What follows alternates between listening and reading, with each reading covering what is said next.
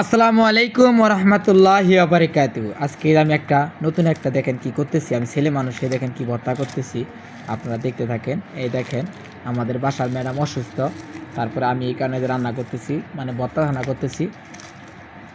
আপনারা ভিডিওটা দেখতে থাকেন, আর ভিডিওটা কেমন হয় অবশ্যই জানাবেন, কারণ আমি ছেলে মানুষ, আমি তো আর ওইরকম ভিডিও বানাতে পারি না, বা এই যে ভর্তা ছানা করতে পারি না। আমার ওয়াইফ অসুস্থ, তাই আমি এই যে ভর্তা ছানা করতেছি। আপনারা তো আসলে বুঝতে পারতেছেন।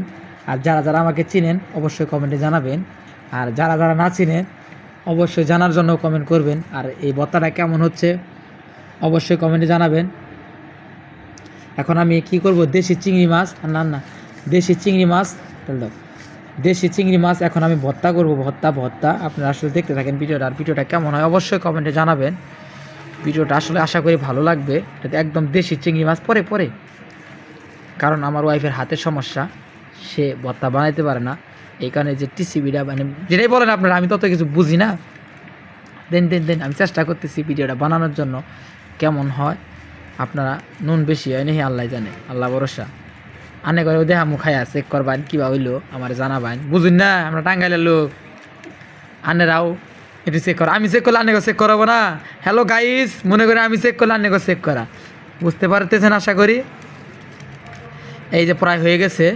আমি এই ভর্তাটা রেসিপিটা বানানোর পরে আপনাদের সাথে আমি চেক করব কেমন হলো, তারপরে আবার আপনাদের কাছে ভিডিওটা শেয়ার করব। ভিডিওটা কেমন হয় অবশ্যই কমেন্টে জানাবেন। আর আপনাদের এরকম কার কার দেশি চিংড়ি, একদম দেশি চিংড়ি,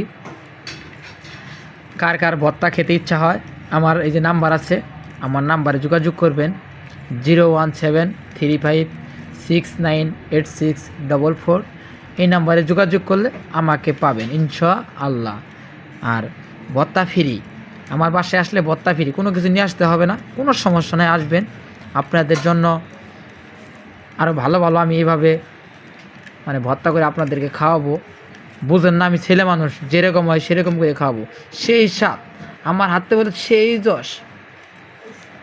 আশা করি আপনারা বুঝতে পারতেছেন। এইখানে এই ভর্তা ছানাটা আমার দিয়ে করায়, বুঝেন না আপনারা, মুসুম করতে পারে, বুঝেন না এখানকার যুগ যে। আপনি যদি আর যারা বিয়া শাদি করুন নাই, আশা করি বিয়া করবেন না, কারণ বিয়া করবেন তো মরলেন, বুঝতে পারছেন আপনারা। বিয়া শাদি ছাড়াই পালা, মনে করুন বিয়া যেন করবেন না, তখন কইলে দুই পাও। আর যখন বিয়া করবেন তখনকা বন্ধু তুমি কই যাও, বুঝিন না, কই জানাবো। আর যখন আবার ছয় পা হবো, বাবা তুমি কই যাও, আমারে লইয়া যাও, বুঝতে পারছেন আসেন আপনারা।